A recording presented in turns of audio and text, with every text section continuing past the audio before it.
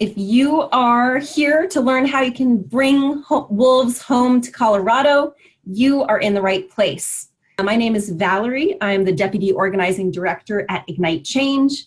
And for those of you who are not already familiar, Ignite Change is the Center for Biological Diversity's grassroots activist network. And we're dedicated to defending wildlife and wildlands. We believe in a life-centered world where people respect wildlife, wildlands, clean air and water, and protect the planet's rich biodiversity. Wolves are clearly a critical part of that.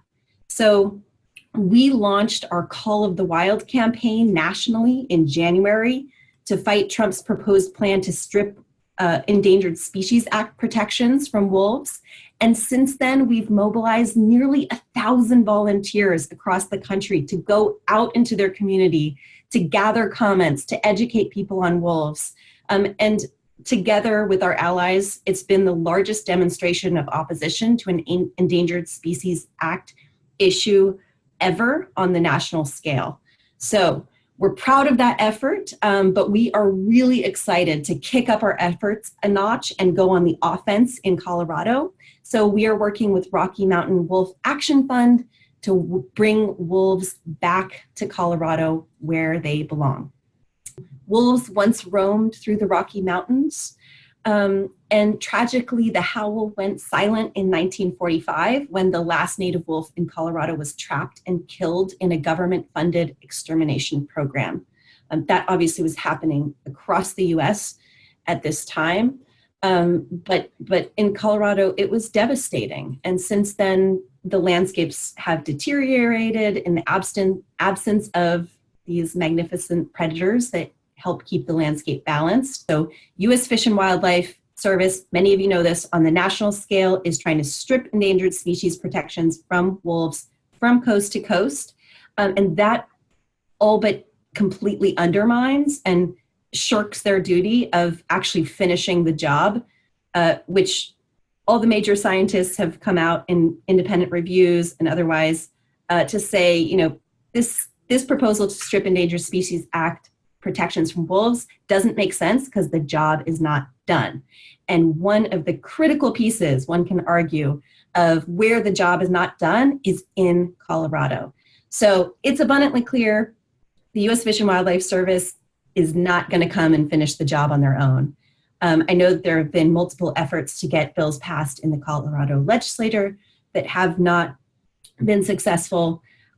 So it really comes down to we the people of Colorado, to make this happen. And that's where there is this historic opportunity of this ballot initiative. Number, what is it, 107, Ben? 107.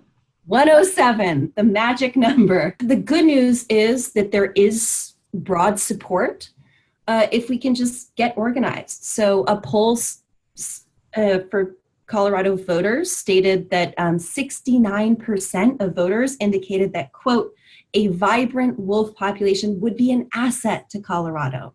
And 72% indicated that wolves were, quote, an essential part of the wild habitat. So again, quote, we should encourage an increase in their numbers in the region. So we have support.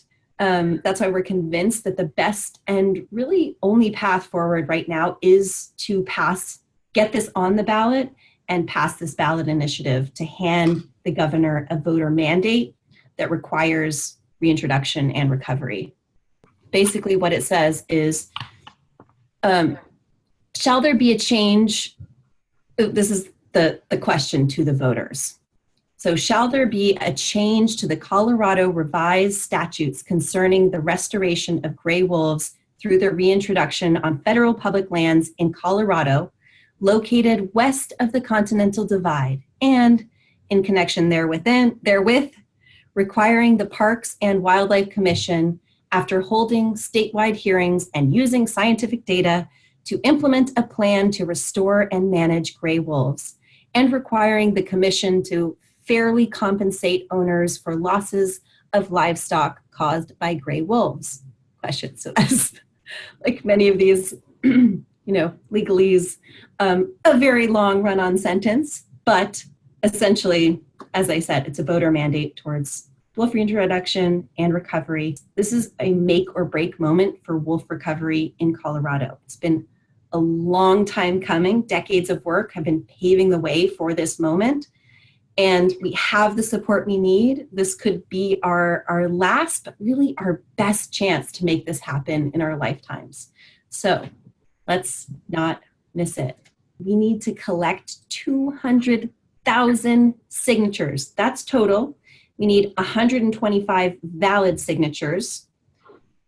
And it will be a mix of paid signature gatherers and volunteer, but we really can't do it without the volunteer portion. And I believe the goal is 60,000 signatures gathered by volunteers. So that's where you come in. That's where we really need you to get this on the ballot. Of course, after that, there's a whole fight to pass it, but first things first, we need to get it on the ballot. At this point, I'd like to hand it over to Ben. He's going to go over really the nitty-gritties of gathering signatures, and then we'll open it up to Q&A. Okay, great. So thanks. I think I said a little bit before about our firm and what we do as far as collecting petition signatures for progressive causes across the Mountain West. I'm the lead on the project. My name's Ben Tobias, and we've hired regional leadership. We're in the process of bringing on board additional volunteer coordinators who are going to become the points of contact for circulators like you all across the state. We're prepared to work with you, right away. So any contact that you are looking to have with us right away, we're here. We're available for anybody away from the areas that I mentioned of Boulder, Denver, and Colorado Springs. We can work with you by mail and by email. We've got a post office box that I can actually I believe Valerie will share with the team here, where we can receive petitions that we mail out to you. So this is truly going to be a statewide effort in that way. Just to give you a quick rundown of where our regional offices are located here. Sorry, I'm seeing that. Sorry. Yeah. Are you still seeing my screen share, Valerie? Yep, I am. Okay. Sorry.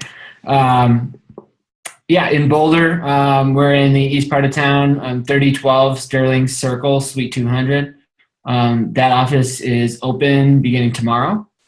We would ask that you, if you're looking to come visit the office in Boulder, come by around 6 p.m. tomorrow. Same in Denver and Colorado Springs. We're at 2700 Arapahoe Street. That's just 27th Arapahoe, north of downtown in the Curtis Park neighborhood. We are open and fully staffed there and have been for about a week. And just this evening, and you guys are the first to hear, we've opened our Colorado Springs office in 22 and 24 East Los Angeles Street again, pretty close to downtown Colorado Springs there. So we are open for business and going to continue to ramp things up from here after just receiving those petitions on Monday night. Just want to run through quickly and give you what the requirements are to be a circulator, and then the requirements of how you must conduct yourself while circulating. The state of Colorado has a pretty stringent and strong set of laws on signature circulation. There's a robust industry of lawyers who make their living by guiding challenges to signature efforts and that sort of thing. So we have to be really vigilant that we're doing everything exactly by the book at all times. We're feeling like we're in a pretty good position right now with how we've been set up so far that it's going to be really easy for you to do that out in the field. But we do, of course, run through each of the rules with you, about the requirements that must be met to be able to circulate, and then the actual act of circulating. So just to start here, the requirements to be a volunteer circulator. Quick intervening, I guess. Yes. I'm still seeing the first slide. So the first slide. Yeah. I figure you're on probably slide. Yeah, I've gotten through a couple. I'm sorry. Okay. How's this? It's still on the first, Still on but the first. I can actually, do you want me to do the screen share? That'd be fabulous. Okay, I'll take Yep. that off the plate. Okay. Here we go. So we can go to slide 4 if that works. Okay. There. You seeing that? Okay. Yes, I am. Okay, thanks. If anybody out there is having a trouble, reading this, I'm happy to send this presentation around in a PDF afterwards, or you can raise your hand in the chat right now. But just to jump back in, the requirements to be a volunteer circulator, and this is for any petition in the state of Colorado. First, you must be a citizen of the United States, and you must be at least 18 years old. You have to have a Colorado residential address. It should be permanent or temporary. Some place you can receive mail. You do not necessarily have to be a permanent Colorado resident or registered to vote here. Just have to meet those requirements of having an address. You must wear a lanyard, name tag, sticker, or button, but it must say the words volunteer circulator on it. And we do have stickers available in our offices, credentials that we can pass out to you, but certainly encourage you to homebrew this one if you like. Anything where that's presented is fine. So after being trained and before circulating, we also need you to initial sign an email or text us, a scan of an agreement that we put together, the circulator do's and don'ts agreement that outlines that you understand what the laws are around petition circulation. And we actually have to have that on file before we can hand out or mail to you, a packet of signatures for you to circulate. I see the chat here. I will send around my email right after the training. Thanks. If we could go to the next slide.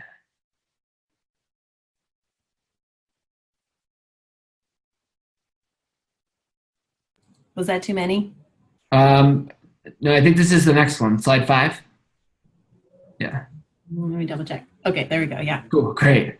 So here's where we go over, some of the real serious stuff about signature collecting. And by telling you this, of course, I understand that none of you would ever consider doing many of the, foolish things that are listed on this page. But just to read them off to you so that we're completely, out there with every requirement of, whatever goofy things you can't legally do.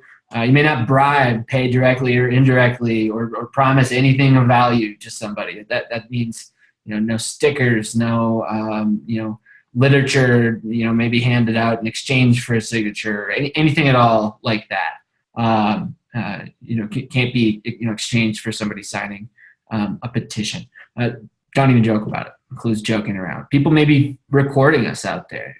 We do expect there to be a concerted opposition to this ballot measure, and if they are really active early on, it'll be somewhat covert. So one of the safe things to do is just assume that that your interaction could become public, and so you're just conducting yourself in the best possible way. There could be no forging of any signature. You can't change a date of a signing or change anything that is written on a piece of paper. That a voter signs. You can't, pay or use any other person to circulate petitions on your behalf. We'll hand you a packet of 40 petition signatures to get filled out, and they all must be, witnessed by you. So nobody else can, share your packet. It's yours. And at the end, you'll sign with your, name and information stating as much. You may only ask for and accept the signature of a person who, to the best of your knowledge, is registered to vote in Colorado. One of the things that you might ask while you're out there circulating is, are you registered to vote in Colorado? If somebody says yes, you're good to go. That's completely above board there. Plenty of folks, may say yes and sign anyway. That's not necessarily, the issue that we're dealing with here, but If they say no, obviously we just move on. You can't seek or add any signatures to a petition section after you sign the affidavit at the end of it and have it notarized, right? So that's a process where unless you're in an outlying area or far away from one of our offices, we'll be handling the notarization if you hand it in an office. But otherwise, we'll ask you to have a packet notarized at a local bank or somebody maybe a notary, whatever that might look like. And then, overarching here, just to close this slide out, while gathering signatures, you must personally witness every signature collected on a petition packet, and it's not sufficient that you're just present in the same room or vicinity. So, you can't leave that on a table while you're at an event, or anything, like that at all. It has to be in your hand, and if you hand it over to somebody, you should be standing there watching them sign it. So these are all legal requirements laid out by statute and by the Secretary of State's office, and so we have to stick to them very closely. We can go to the next slide.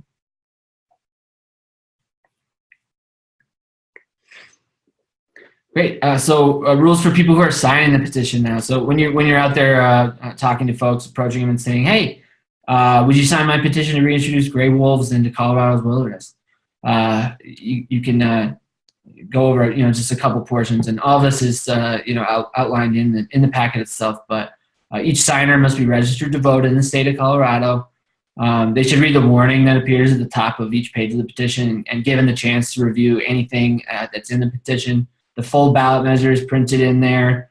Information about the proponents of the ballot measure is included, and they must be allowed to peruse it and view every portion of the document if they so choose, although they don't have to. But yeah, they should read the warning that appears at the top of each page. They should print clearly. It must be blue or black ink. Anything that's not blue or black will mess with the counting machines at the Secretary of State's public facility. They must complete each portion of the signature line with all required information, and we will see that in just a second. And they must use the name they used when they registered to vote. So, Michael, not Mike. The residence and the address where they're registered to vote is also what's required, or there is a risk of not being able to match that signature to an individual, and it might be thrown out. So no signer of the petition may sign for another person. So somebody who says, "Oh, I'd like to sign for my husband as well. He wants to sign this." Husband has to be present, to additionally sign it, or nobody can do it for their friend, partner, or anything like that. Nobody should sign the same petition more than once. It's not legal jeopardy for a signer here on any of these pieces, but the second signature won't count, and it mess with our verification process a bit. If somebody says they've already signed before, we just move on. No ditto marks to provide information on a signature line. So if you do find folks who are signing partners who live at the same address or something like that, who are providing the same address information or whatever, they must write it out.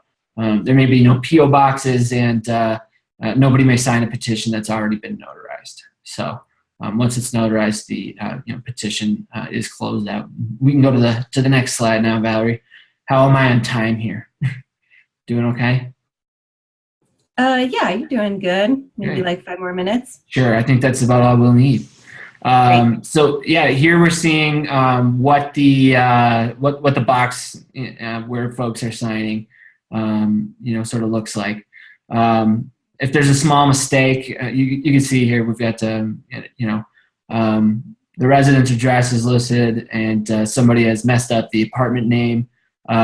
So that person should cross out the incorrect piece of information and replace it with that which is correct, and write their initials right there. So we've got EE for eligible elector in this instance here. So initialing to fix is okay. They shouldn't jump down to a new signature line unless it's a pretty substantial mistake, right? They've listed an entire box wrong or something like that, and then at that time you can ask them to just cross it out. and filled out the next set of boxes down. So we can jump to the next one.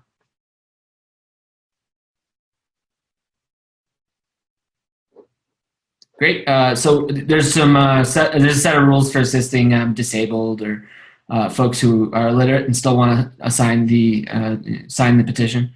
If a registered elector is physically disabled or illiterate and they want to sign the petition, they may do so by signing their name or making their mark in the signature area. And any person except the circulator can assist that person in completing the remaining required information. So if there's somebody else nearby, that's, you're going to want to grab them, pull them in, and just say, hey, this person I'm speaking with here is trying to sign my petition to reintroduce gray wolves into Colorado. Would you please assist them? But you have to find an independent third party to assist in the event that you are working with somebody who is unable to sign of their own accord. But the circulator may not do that themselves, and that's a real particular rule to just again keep any circulator from putting marks to a page here that they are circulating themselves. And I think that's pretty straightforward. We can move to the next one too. Great. So rules for when you finished a petition packet. We give you a booklet of with 40 spaces for folks to sign. And when you fill up 1, 2, 3, 10 of those, and it's time to bring them back to the office for notarization, or to your local bank branch or whatever it might be for notarization. We just there's a couple rules we observe when it's being handed in to make sure that's fully valid, real legal document acceptable to the state statute standards. So you can't sign the petition affidavit except in front of a notary. So there's a whole affidavit on the back where you include your personal information, your address where you're registered to vote, all of the same sorts of things that we're asking of our signers. You should have a proper ID at the time of that notarization. The first time that you are having petitions notarized with that person, a driver's license, passport, state issued ID card is going to be your best bet there.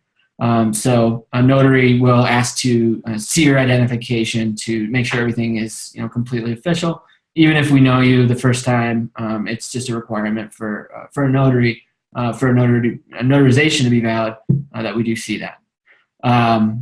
All management staff in our regional offices are notaries, so there will always be somebody in the office who can help if you are returning petitions to one of our offices. But if you're not near a regional office, and I think I mentioned this a couple times, you can use a local notary public. You may know somebody. All banks have notaries that they will typically make available to the public for free. And we'd also just like to have the business card of the notary included if you're mailing petitions back to us, so that we can just paperclip that on to a packet that you've returned. Not the end of the world if you're not able to get it, or if you're working with somebody who doesn't have a handy business card, but it's nice to have. Once notarized, you can mail that completed petition packet and the notary's business card to the campaign PO box. Valerie again will circulate that in a bit. It's here in Denver, right down the street from our office. And again, you may not add or seek to add any signature to a petition after you sign the affidavit and have it notarized. It's closed. It's done. That's it.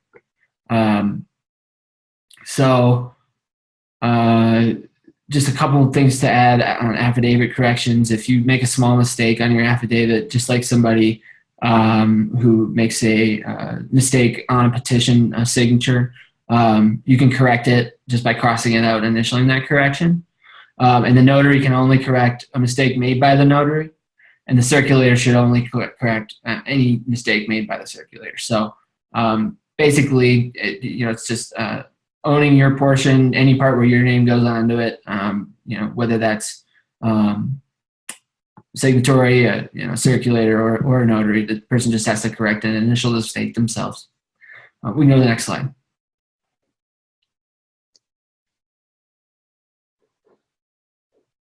Thank you. And then, just that's the rules right there. It's pretty straightforward, but always happy to answer any question. that folks have about it. So there's some great practices for for circulating as well, and for having success while you're pursuing signatures in the field.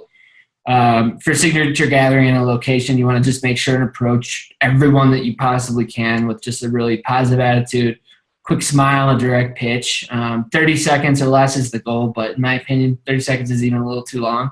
I think you can get out in 10 to 20 words. I would just start out something there like, hey, I'm petitioning the state of Colorado to reintroduce a population of gray wolves into our wilderness. Will you sign?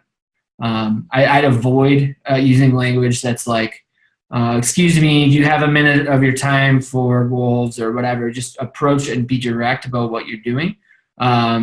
Folks get these sorts of solicitations for all sorts of things. And, I live in Denver, and I routinely see folks raising money for all sorts of causes at like my local grocery store and things like that. And they're doing great work. It's not always possible to engage every time for everybody though. So I think it's more likely if you're direct about what you're doing and make a very quick ask to the person that's walking by and to every person that you possibly can as they're walking by, you're going to have more success and get more signatures. Again, the second point there is something we've already been over, which is just that you have to have a name tag or a lanyard with the words volunteer circulator on it. Stickers, buttons, anything like that is fine. We're not going to debate with people who disagree with us, and we haven't actually seen a ton of that yet, which is very nice. Incredibly positive reception for all the petition circulators who've been out in the field so far. But if somebody is not interested or wants to debate or disagrees with what we're doing, we're just going to keep those unproductive interactions as brief as we can. Again, we're asking every person that we see that we possibly can to sign the petition, and then quickly verifying that they meet the requirements we've gone over. Eye contact is always a good way to go about it.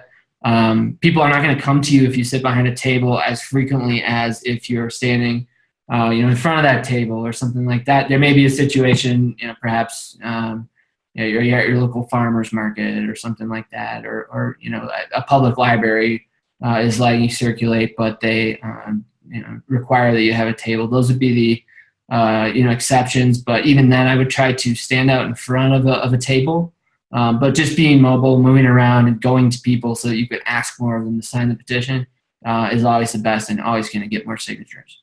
And yeah, that goes along with the final point here, which is just if you're in a large area, you just got to go where the people are. You might see, a crowd of people on a corner across from you. If you're, across the street from them or something, you're just going to want to go ahead and cross the street, go over by them, spend some time on that corner, and then move to where the next group of people are. If you're, say in a crowded downtown area or something like that. So hopefully that's all, pretty intuitive and makes sense for everybody. Would love to hear, have a conversation going forward about your successes and, the ways that you're able to collect the most signatures and that you feel things, are going the best for you. So I think that is the final slide, unless there's one more. Valerie? Oh, I stopped the slide. I think there was one more. I think it's in review. But it was kind of next steps, one of them which was virtual trainings we're doing right now. So right. Great. So yeah, no, we're set then. Okay. Yeah. Excellent. Well, let's take some questions here. We have some great questions. And yeah, if you've been holding out to ask them, now's your chance. So again, the Q&A button is at the bottom of your Zoom screen. I'm going to share my email right now for everybody. Yeah, great. Oh, and I am also going to share this sign up link one more time in the chat here. If you didn't see it already, it is Back the Missing Howl. We just got that URL last night. So .org, bringbackthemissinghowl.org. Make sure you sign up just so we know, okay, these are our folks. We're going to follow up with you so that you are supported every step of the way. We have a how-to guide that walks through each step. But let's clarify some questions that you may have right now. One is, can we download Ben's written material? So I would say yes. Ben, is this something that we can share as a resource for folks? Yeah, absolutely. I think maybe the best idea would be I can just send around a PDF copy of these slides so that you can use them as guidance. The full PowerPoint might be a little clunky for you, but no problem at all for us to share this with you in the entirety. So. Excellent. So if you send that to me, I will also add it to the how-to guide, so you kind of have everything in one place. Some of these guidelines are already in there, but just to have the full, some of those visuals were really helpful, like the signature visuals and stuff. So I will make sure that the actual, all the content is linked in the guide. Next is, please post the hours and phone number of Boulder office. So that would probably go for all of the offices. Again, Ben, if you get me that info, I know we already have the addresses in our how-to guide, but might as well just add in the hours and phone numbers there as well. Sure. Just something I didn't mention during the training. We are hosting volunteer trainings in person on Tuesdays, Thursdays, and Saturdays in each of the offices. The Tuesdays and Thursdays are occurring at 6 p.m. And the Saturdays at 2 p.m. So that's for friends and family. As far as I'm concerned, this serves as a training for anybody on here. So no need for you to necessarily attend one of those, but we will send around the hours as well for each of the offices, as well as contact information for folks who are in there. So. Okay. And can the petitioner bring along a gopher to round up signers and guide them to the petition? Yes, as long as it's as long as the person who has the packet is in possession of their own packet that they are going to put their name on the affidavit for and have notarized as with them as the circulator. You can totally have somebody wrangling up people for you. I would go ahead and recommend that wrangler also be somebody who's carrying a packet of petitions and has been trained by us. If you're able to get a large group of people going and you only have one packet with you or even two packets with you, sometimes that might create a situation where there's signatures being missed because people don't want to wait around. But yeah, I mean, if you're able to work strongly in a group like that, which is something that is a great advanced tactic that I'm sure most of you could jump right into. That's something we would absolutely encourage. So. Excellent. Yeah. One thing to note, just because some folks on this call have been engaged with our network, and we have like a map where you add your event, we invite people to join you. This is going to be a bit trickier with this campaign because whoever gathers signatures, like you have one packet and only you can gather signatures. So you can't invite volunteers and pass it around and share the collection in that way. We will be following up with folks who are more experienced, who've been leaders in comment gathering. There will be a way that we can support you in being a trainer for others. So kind of hang tight for more info on that. But in the meantime, get your feet wet, make sure you get out there individually and practice and get good at signature gathering for this. And then we'll follow up and allow you to kind of help bring in others within our network. So next question, please repeat your suggested interaction, Ben. Sure. Yeah, the biggest thing that I say about this in terms of coming up with your opening line, introduction line, is make it your own. You have to find something that works for you and sounds like you, and that's the only way to be genuine and engaging with folks, which is the only way to get a lot of signatures. So, just to start it off, I'd say come up with something that works great for you. But the one that I would suggest using or that I've used is, "Hi, I'm circulating petitions to have Colorado reintroduce a population of gray wolves into our wilderness. Will you sign?" Just bam, one sentence.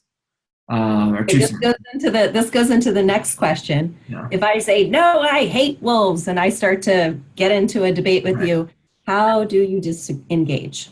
Okay, thank you for your time. And then, if they're following you or want to talk more about it, just disengage. You say, I'm sorry, I've got a lot of other people I want to talk to here, or no, I'm sorry, we disagree, whatever it might be. But, genuinely, if you find somebody who's passionate enough about it to argue with you in this situation, it's not going to be something where any minds are changed. Obviously, they're not going to change your mind, right? So you have to assume it's the same on the other side, and move away from the person if need be. But again, it's just not something that happens very often. I've had 0 reports of it so far. And generally, if people don't want to do it, they just won't sign and they'll move on. But just use very light, I'm sorry, thanks for your opinion, things like that to disengage and move away. I hope that's a good enough answer for folks. Nice, thank you. Okay, there are a few questions from Rose here. Will you share your slides with us? So the answer was yes. We will put those in the guide that we will send you in an email tomorrow. Next question, do you have someone on the Western Slope to help with circulators? And she says, I'm willing to use my home as a contact point for the Western Slope. So maybe that question, there's one more as well, but how would that work, Ben? Sure.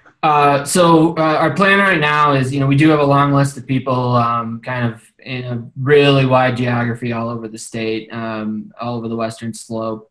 I think we have, people from, Craig to Durango on the west side of things. And actually a lot of people in Durango, not surprisingly, Grand Junction as well. And definitely, in all of the mountain communities, I think we have 1 or 2 people who've, signed up and are interested in doing this. And our plan so far has been to get petitions to those people by mail, and also plan, a couple instances where we're having staff swing through to meet with a bunch of folks all at one time, and get the, sort of packets out to people that they need, all the materials that they need out there. And I see this as Rose asking this question. Rose, we'd absolutely love to connect. We are just, a day or 2 into beginning to, build our infrastructure here. And, as soon as we have everything set up in Denver, Colorado Springs, and Boulder in our offices, our attention is going to turn right away into, engaging the rest of the state and figuring out how we get that going. So it's good to know that you're out there and willing to help us. And, certainly think we could find a way to have your home be, a contact point. I would love to hear more about where you live and see where that is in relation to, a lot of the activists that, may be in your community. Nice. Great. Yeah, I hope we can make that happen, of some hubs in other areas of the state that don't have an office near them. Yeah. And I also see in the chat, Val is also on the Western Slope. Val, that's Val Walker. I know you're one of our leaders, so thanks for being on. And yeah, hopefully we can really connect up folks who are in different areas of the state.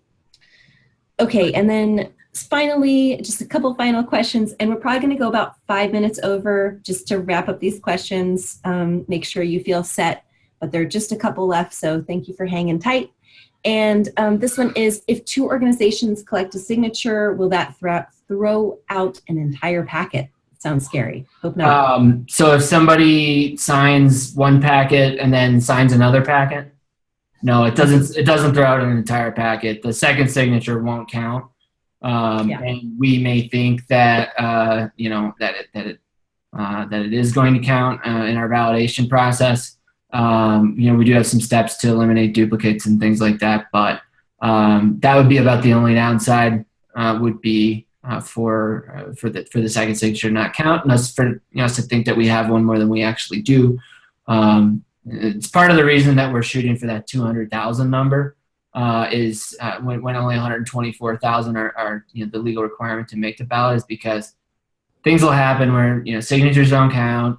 Maybe a packet is thrown out for some reason or another, trouble with an affidavit or a notary, whatever it may be. We just got to overshoot that number so that we so we get there. But ultimately, if we have somebody who signs a packet twice, it's not gonna seriously harm the effort, unless it's happening on just an extremely large scale that is pretty unrealistic. Yeah. Yeah, makes sense. Okay, last question here. Will the paid petition gatherers be knowledgeable about wolves? And do they get any training in case they're asking? Yeah. So the difference between our paid training and the training that you all just received is 15 to 20 minutes on wolves and the history of this movement to reintroduction. Paid folks are given flyers that they can sometimes offer to people. That they're given fact sheets that they can reference while they're out there. And actually, with knowing that we've had wolves and the Rocky Mountain Wolf project kind of on the radar here for a while, a lot of the folks that we've worked with have gotten really excited about it, and they're showing up to work in like fun like wolf T-shirts and stuff like that are proving to be pretty fun, engaging for folks who disarming folks who are out there who might otherwise be not willing to talk so often, things like that. But our people have become really passionate really quickly about the issue, and they think it's really fun, and it certainly is. It's something so concrete, something that's going to be such a real thing when we get this on the ballot, as opposed to some tax measure or something or other that may be on there that's less tangible than what this is going to be. So everybody, I know I'm long-winded here, but everybody's really excited on the paid side of things about how this is going. And if we were to run into somebody who was less interested in not able to engage with folks, and we heard reports and things like that, that person wouldn't be working with us for very long. So a long-winded way of saying, we feel really good about how the paid people have taken to the project so far, and we're giving them a lot of training on it. So excellent, good to hear. I know a lot of folks on this call are experts and super passionate and been involved in this for a long time. And if you're new, totally okay too. Like, you will get the information you need to be able to do this. Like I said, so next steps after this call, we will be sending you an email tomorrow with a guide. So that guide has pretty much everything just laid out, pretty detailed how-to steps. The first thing you want to do is sign a volunteer agreement. And that says basically like, hey, I got trained and I understand all these things in the training. And that's required for all signature gatherers. So make sure to take that on that. Yeah. Thanks. We're going to want to make sure when we do fill this out and submit it, that we are initialing rather than checking. There's a line for each item saying, I understand this, that, the other thing, and we need them initialed and not checked. It's been something that's come up a bunch already so far. So, okay. Good to know. Yeah. I should put a note in the guide on that.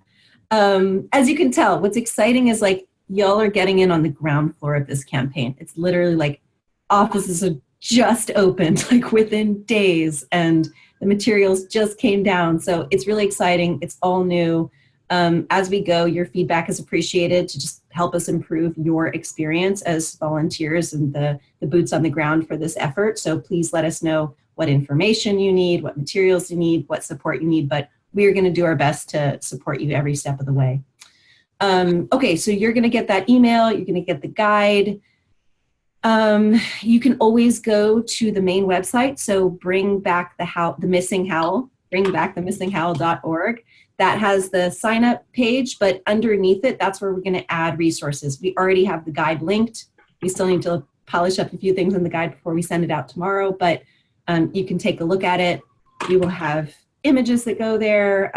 We're going to actually clean up and post a training video that you can watch or rewatch or share with people to get trained. So anyway, that's going to be kind of our resource hub for our network for this campaign.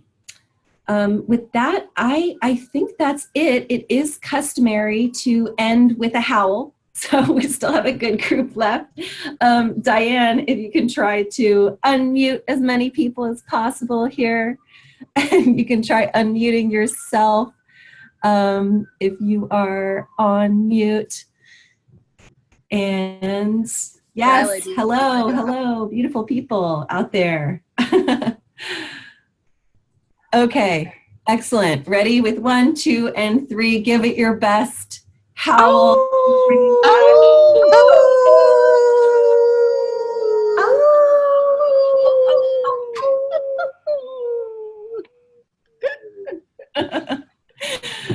Fantastic. Y'all are the best. Enjoy the rest of your night.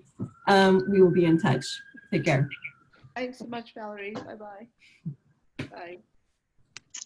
Bye. Bye.